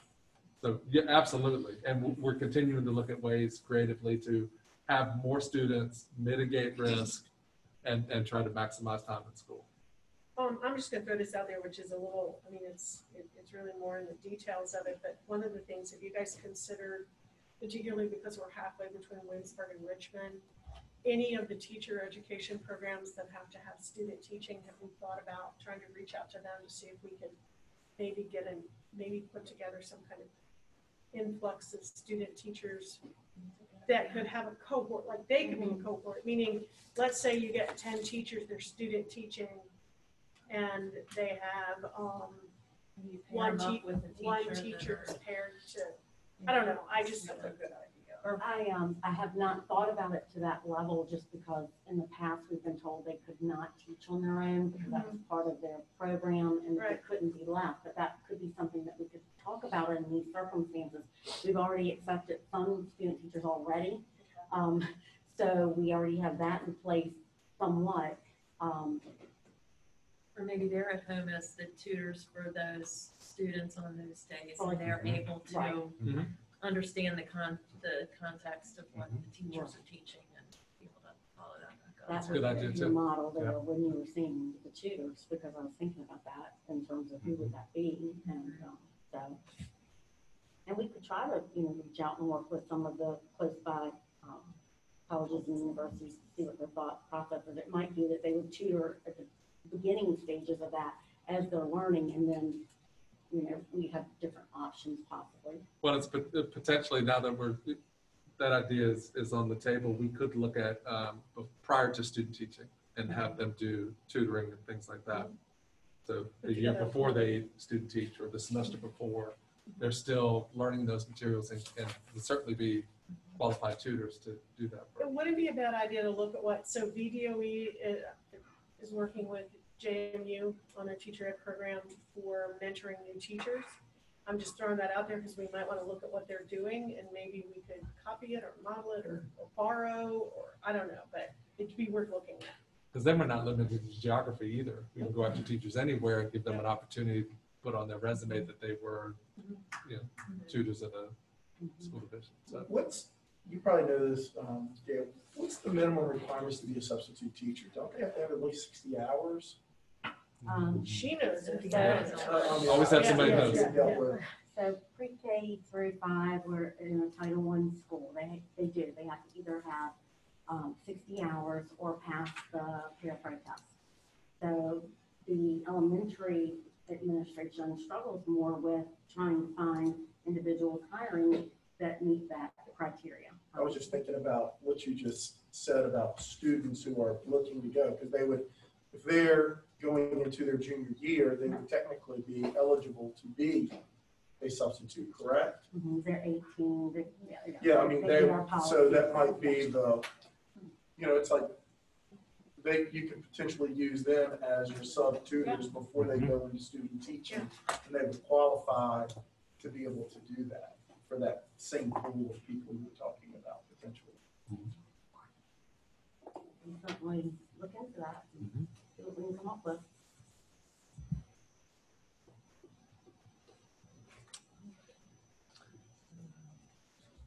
All right, so we have the virtual only component. You saw in the survey results from our community that 13% of our families would initially choose a virtual option. So whatever option that we move forward with for in-person, we would also have a virtual option only for families. So I want to make sure that point is clear. But the virtual piece would be students working independently, to allow them to move at their own pace, but they are assigned a teacher/coach that would check in with them, be available, assigned office hours, and so forth. So that's a new Ken teacher coach.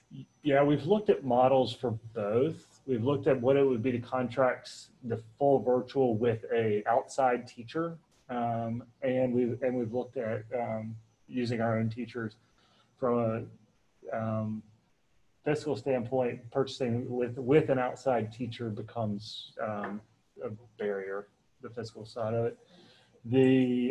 But one of the questions that came out in the community survey that I wanted to make sure we clarified was that, is it going to be like it was in the spring? And this would be very different. This would be a full comprehensive content and New material, graded. Yes. That's really important because Yes. I did hear quite a bit of feedback that spring did not go so well, and I'm one of those parents that was kind of in that camp as well.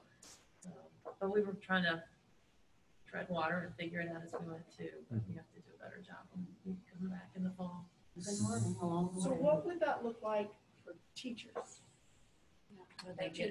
So some of that depends on how many students take this option. So if we look at 13%, we have at any grade level, we have approximately 225 to 250 kids. So 13% is about 26 students, maybe a little bit 30, up to 30, 35. So that's about a class, a little more than a class. And so we could legitimately take a teacher and make them the virtual teacher. Not saying that's what's going to happen, but that is a possibility, that we identify a teacher who they did well in the spring, or they just have a strong, basically strong understanding of technology and working in a virtual environment. And so we could assign one teacher, you're going to have a virtual class, and you're going to be in charge of everybody that's online. But a lot of it depends on how many decide make that decision. Well, not really, because we have to be nimble enough. Yeah. If we had to go to full virtual, well, I mean, that's gonna be my next question, is so wouldn't you want a core group of teachers, I'll use cohort, a group of teachers who can be trained and can maybe even do kind of a train the trainer or train other people. Mhm. And the smaller group, that 13% or whoever wants online, they'd be working with that group. But they could be involved in, you'd have more leaders, more knowledge if you had to go full-time virtual. We will be training more teachers than we need on this Okay. program. Got it. That's Yeah, the- we're not going to go, okay, here's the bare minimum teachers we need, and we only train them. And the initial part of the staff survey, one of them was about what professional development would you need to succeed virtual? And I mean, that was the biggest component. So no matter if you're hybrid, in-person or virtual, a big part of our development is going to be the teachers to teach in a virtual world, or at least a blended world. And would student teachers now have more knowledge of that? Not necessarily. You would think in theory, but no. Yeah. We're not really That would be talking nice. about virtual learning in higher education. Not unless you actually decide that that's something you want to major in. If you decide, post-teacher degree, a regular teacher degree would be highly, you wouldn't have time to do that. But if you wanted to get like a master's degree or something, you could do that.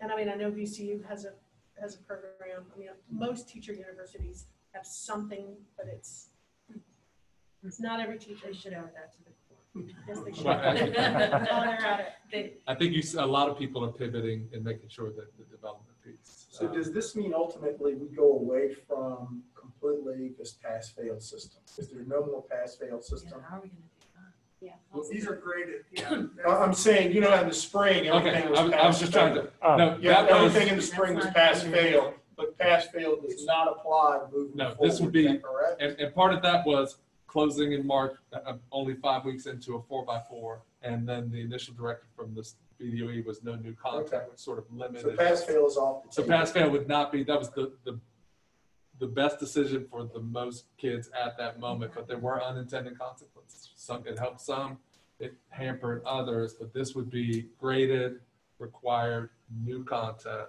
Okay. So no, that's a great question. Because I had that question asked for parents, Sure. are we going back Yes. to a pass-fail system now? Yeah. If we have to go back to a virtual situation?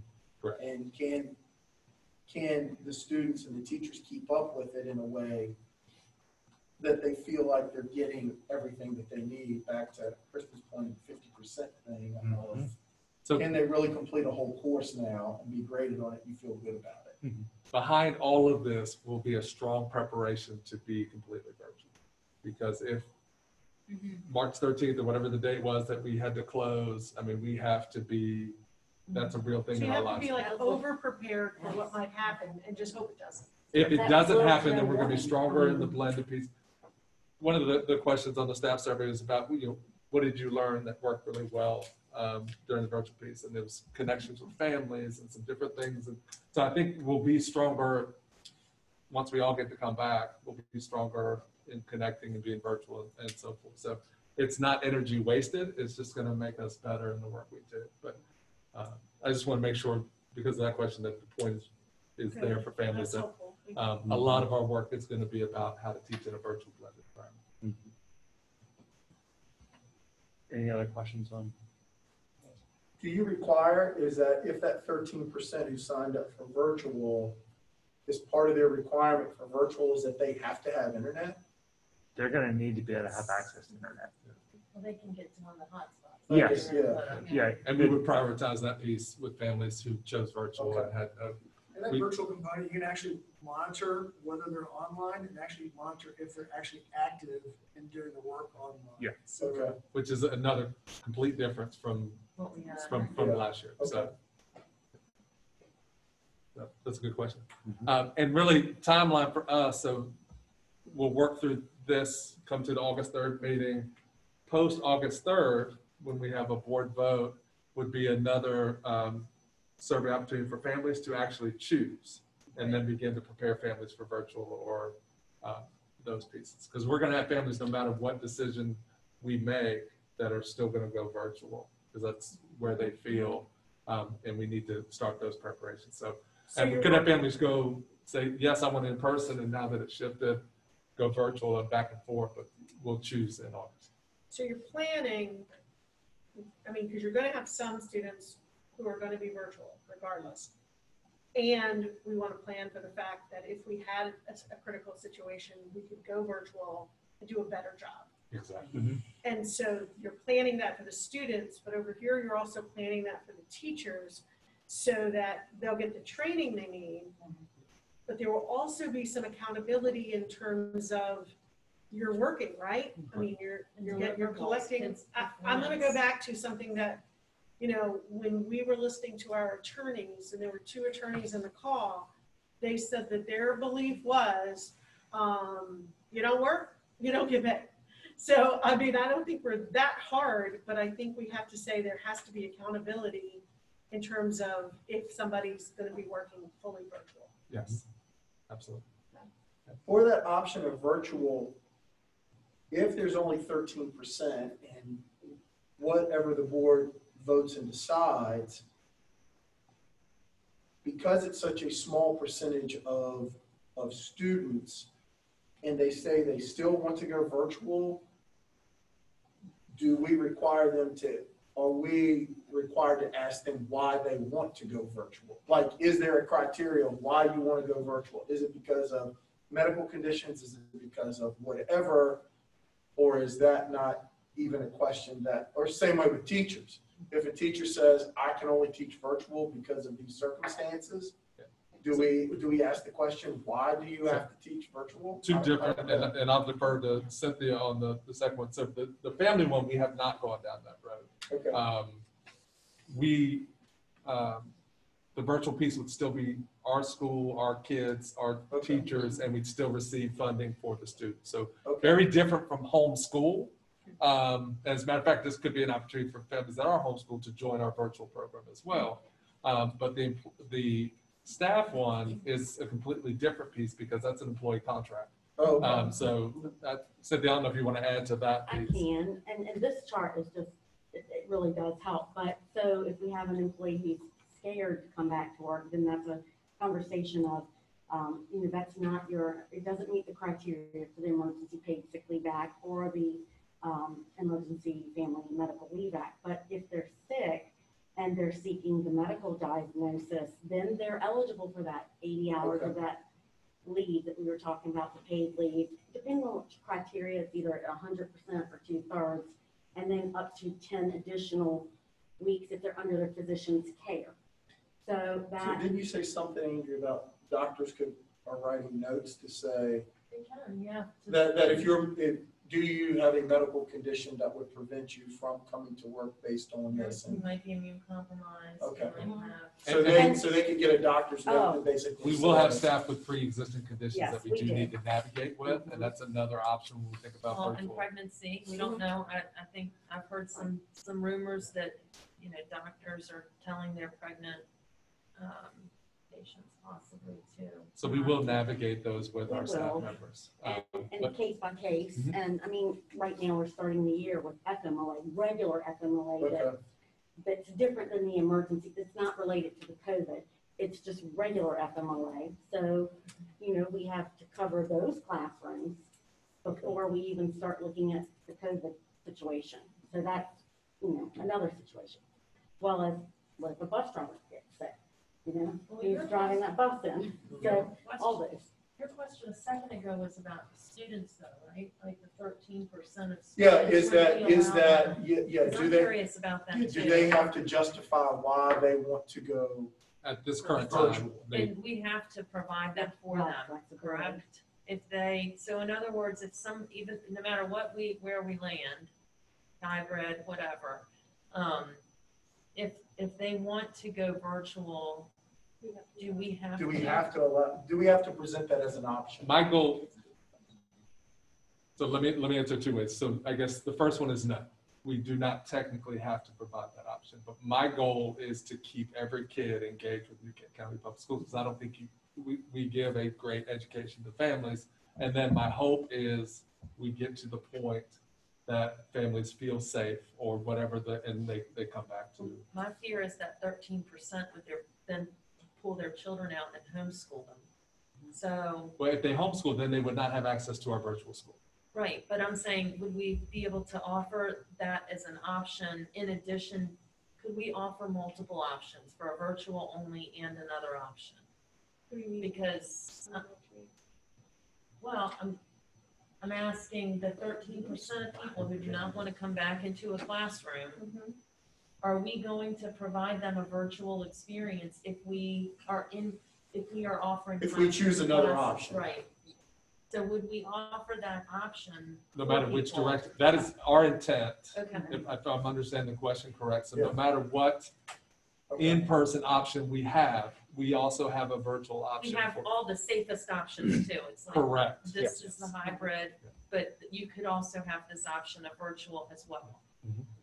Because my fear, I also don't want parents to feel like they're backed into a corner making a decision and they now have to pull their children out of school and And- get no support for homeschool. And that's what we didn't want to happen, which is why we have the virtual option on the table, no matter which direction we go for in-person learning, is because we wanted to Okay. wrap around I our just wanted families to make- and Yeah, keep, but you- Yeah, Okay. that was kind of the, yeah, we the want to, niche there, is that whatever we decide, does that mean the other options come off the table immediately? It may be the virtual component, the child just wants that that's, they learn better, They might. then that's great. So I virtual- support them. the current plan is virtual's on the table no matter what we do with the other piece. So And I think that's a good, and maybe we need to somehow either communicate that to some parents to let them know that you will have an option Yeah. regardless of what happens. you have choices. And Correct. what that looks, what Yeah. that looks like. So Correct. it's not packets, it's really a.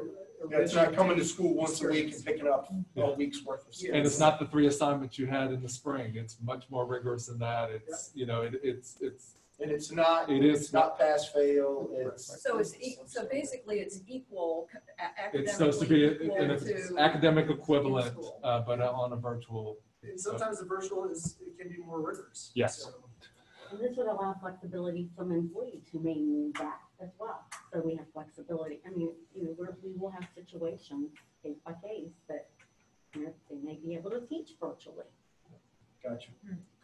This does raise the question, though, that there may be homeschool families that will want to come back into the school system into What- a virtual only And if we option. publish this as an option, that virtual is, and We've had that internal discussion about homeschool and making sure that our families know that we have a new option on the table that we didn't have before. We would have to, we need to look at the stress that it would put on our existing workforce. If we were completely outsourcing it, it'd be a little bit easier.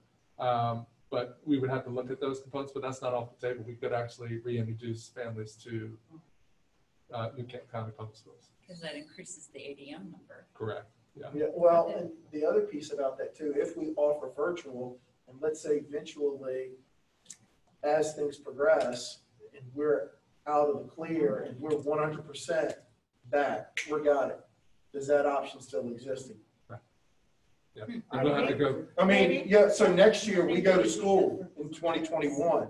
Will virtual for here till eternity be an option for our students to learn? I think it is something we'll continue to look at and refine, and it could potentially be an option, depending on. And it takes us back to last spring, when one of the things we talked about was opportunity, the fact that there may be some things we want to do differently. Right. And so maybe one of the biggest things we want to do differently is to have a virtual option in New Kent.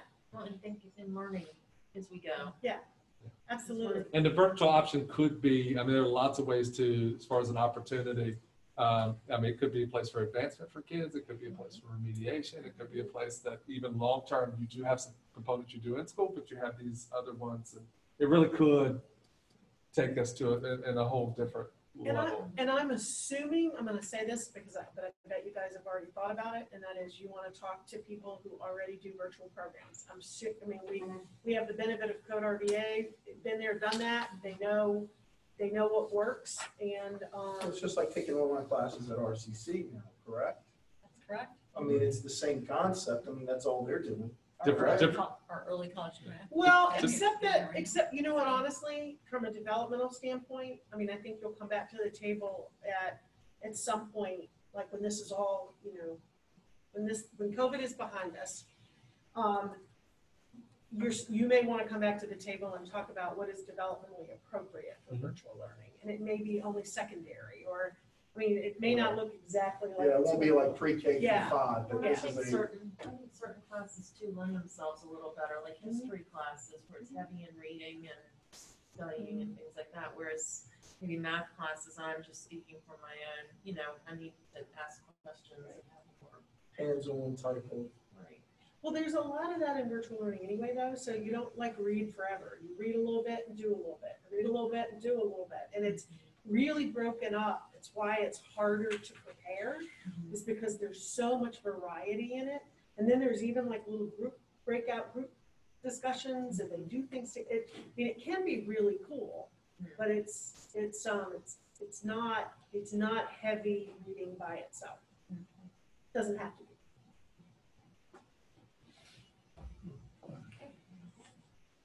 So all students just return. This, I mean, is what it sounds like. Students return to school under the traditional schedule with mitigation measures taken. The most difficult one, we've covered a number of times already in this discussion, is really the social distancing piece related to capacity. Looking at all the mitigation efforts from signage to hand washing stations to you name it, having those in place in the different pieces. With all students returning, we need to look at the face covering piece, which I know is a hot topic. We need to look at sort of more plexiglass plastic dividers potentially as another mitigation effort. And one of our, no matter how we return, we're looking at this notion of cohorts specifically for tracing purposes. Easier to do in elementary school when you're in the same kindergarten classroom and you don't shift.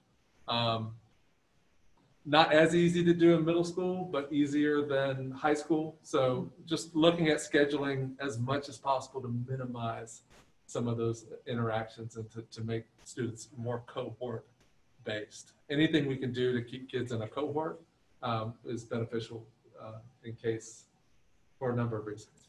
So any questions on the all student piece? I mean, really is all students return. But could there potentially be a hybrid that you could do something different for pre-K through 5 and then middle school through high school, like the pre-K?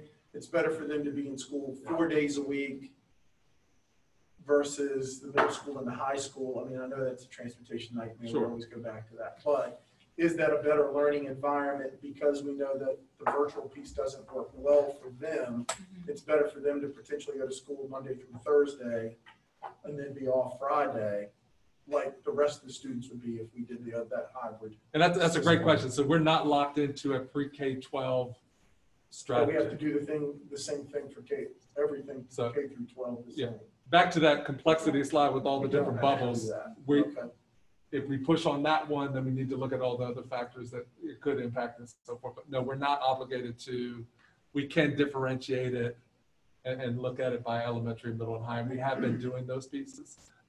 It just happens that elementary is where we have our most significant capacity issues. It's But so we, frustrating that we don't have the third elementary school, because I really do not think we'd be having this conversation about the elementary school students if we already had that third elementary school in place. I think it would have made a lot of difference. but at 3 feet and some of the other mitigation pieces at 70% capacity with X number of kids going virtual, get you a lot closer to, it definitely provides fewer variances that you would have to request and would lower the risk. So I know I've said to the board members to be thinking about questions, but we also wanted to let you know.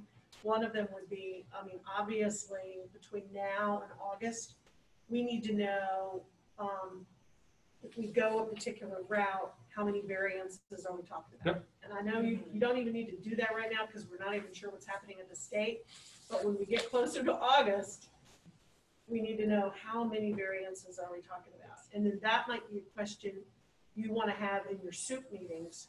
Like how many variances are we hearing that are happening in other schools? And I have all SOUPs tomorrow, so we can bring that up. And then Region 1 is meeting, I think, Wednesday or Thursday. And we're going to talk about our plans and variants and so forth. So can do that, absolutely. I have a question which we haven't really talked about in this scenario, but that's the social and emotional learning component of bringing the kids back to school. Can you talk a little bit about your thoughts on that?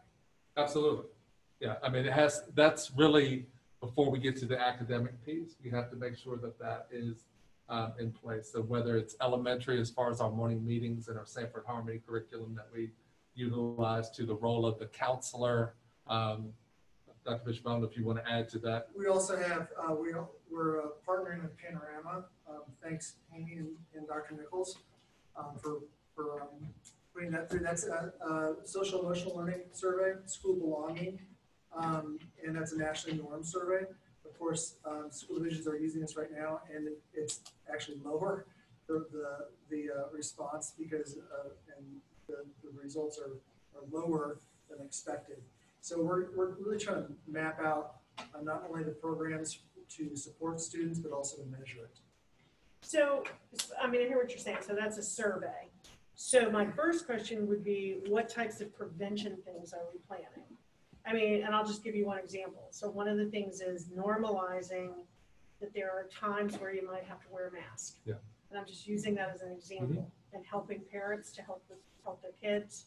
And that's one example. Yep. What type of prevention things do we have or will we have in place before school even starts? By August 1 or by our board meeting, we ought to have some prevention things that we're recommending. Okay. And then we reach out to parents. And so our counselors and support staff would do that.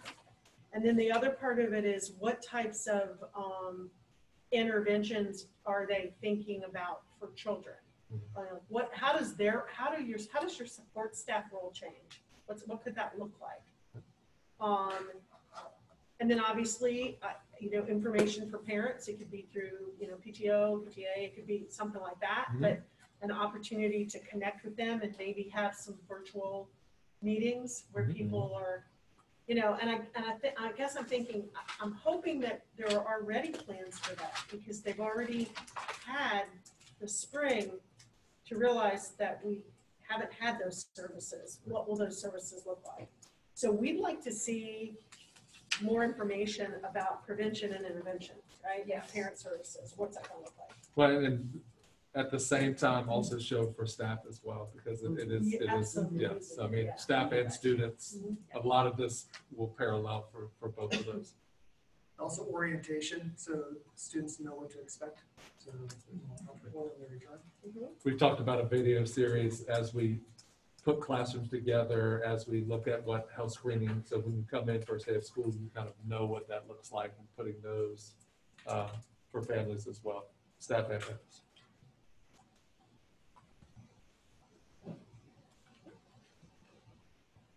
So this is where we are in our thinking.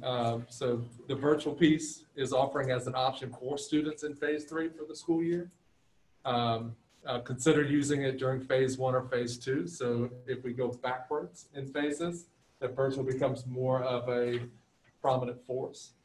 That the hybrid is recommended by the team during phase 3, and that the regular school traditional schedule is not recommended based on the current guidelines at this time. You've given us some questions, and you've given us things to go back to the table with, and we'll certainly do that. This is kind of where we are as a team in phase 3 right now. But like I said, our guidance continues to shift. It shifted last week. We anticipate additional information coming this week. So next steps wise, this is what we have in between us and our meeting on August 3rd. So family focus groups, additional student focus groups and faculty focus groups. So taking some of this survey data that we've gotten and diving in a little deeper with families. How will the focus groups work? How will you actually implement those? Zoom meetings? How do you, We're looking at, we're trying to organize that to maximize the number of people that can participate. So whether it's a Zoom or in person, because we have that capability under current guidance right now, and maybe it's a combination of both, for families that don't feel comfortable and families that do, and same with staff. But we've talked about doing an initial overview. So I think we've probably all been in meetings where you're in a large group and you're listening to a presentation and you drop into breakout rooms, and we facilitate those breakout rooms, and can certainly invite the board to participate as well, working those pieces out. So that's our current thinking around the focus group piece. And so how do people sign up for it too? Sorry. Yeah, Yeah, and that's what we would push out, Okay. would be the Okay. sign-up So it'd be pieces. open to anybody that expressed interest. Correct, yes. Yeah. We've talked quite a bit about the Families First Coronavirus Response Act, so getting additional guidance with our decision trees and so forth with that. So our plans that we're putting together, we're looking at Baycor, who's our risk management firm, looking at that. Sands Anderson, who does our legal work, and also the Chickahominy Health Department. So really getting as many expert eyes on this as possible to look at our mitigation strategies and our specific plans around it. Continue to have partnership meetings with SSC, who does our cleaning. ESS is the company that provides substitutes for us. We're going to have a critical substitute need, and we need to think about substitutes differently. We'll talk more about that at our next meeting and ideas that we have around that. Parks and Recreation, we actually met with them today and continuing to partner with them on what possible childcare options are available. Working with our sheriff's office around logistics and just flow of entry. If we're going to have more parents dropping off than we've ever had before, we tend to have parent backup issues from time to time. So how do we need to route traffic differently? Do we need to look at altering the times of drop off and pick up and all of those components? And then continue to partner with emergency management around supplies and anything related to PPE and so forth. So lots of work still in the fine tuning phases and lots of meetings with lots of partners moving forward. Do we see anything differently happening with the SROs now that if whatever system we go back to, how their role is going to change within the schools? If we end up going to a hybrid system, how do you have any idea how that's going to work? We had some preliminary conversations with Sergeant Jenkins, who's in charge of the SROs, about what that would look like and how that would flow. A stronger need on the arrival and dismissal piece, although we always have that need, but potentially a different need if we're running at half capacity. So. What about school nurses? Are we gonna? Yes, our school nurses have been unbelievable in the construction of the health plan. I don't know if Dr. Pollard wants to add anything on those. They're all working with us this summer on our protocols. Excuse me, I think they've gotten tired of me sending them emails after hours, but we worked hard together, the five of us, looking at putting together the forms, the procedures. They're so detailed. I mean, and they work so well together. We have a new nurse here at the high school who's jumped right in and become part of the team, like she's been here forever. And so they are critical folks for us, and they have done a fantastic job. And we're very fortunate. One of the first questions I got for families was about the need to have nurses, and we're ahead of that, where other places are looking to get an RN where they had an LPN or they didn't necessarily have a nurse full time. We do have a full-time nurse at each of our schools, which is a huge benefit.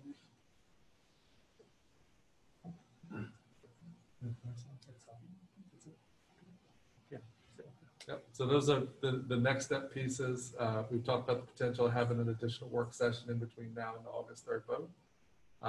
And we'll certainly work on these questions and any additional questions that we have from the board and from the community, and continue to add levels of detail.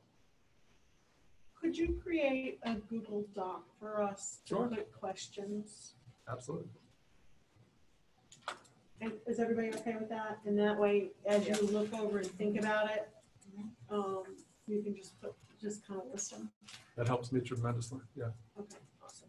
I think we did that with the initial closure, and it was very beneficial to have all that dropped in.